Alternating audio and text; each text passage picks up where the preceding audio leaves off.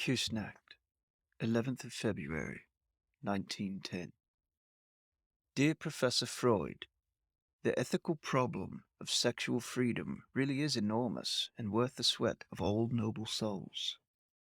But 2,000 years of Christianity have to be replaced by something equivalent.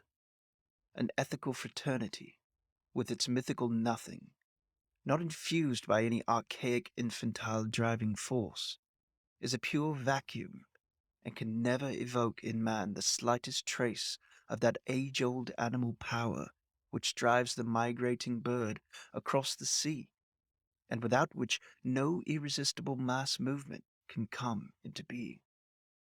I imagine a far finer and more comprehensive task for psychoanalysis than alliance with an ethical fraternity.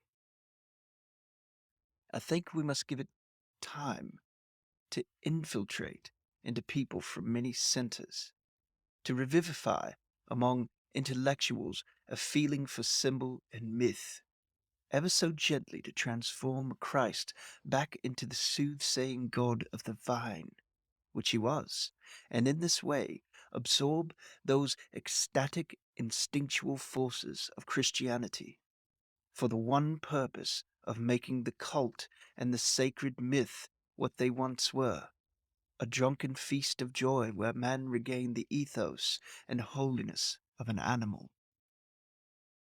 That indeed was the beauty and purpose of classical religion, which from God knows what temporary biological needs has turned into a misery institute.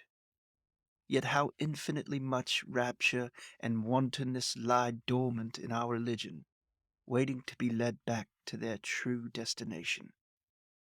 A genuine and proper ethical development cannot abandon Christianity, but must grow up within it, must bring to fruition its hymn of love, the agony and ecstasy over the dying and resurgent God, the mystical power of the wine, the awesome anthropophagy of the Last Supper.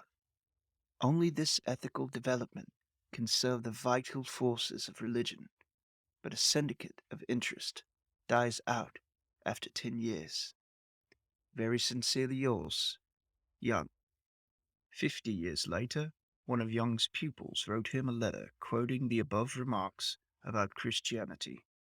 In a letter of 9 April 59, Jung replied, "Best thanks for the quotation from that accursed correspondence. For me, it is an unfortunately inexpugnable reminder of the incredible folly that filled the days of my youth. The journey from cloud cuckoo land back to reality lasted a long time.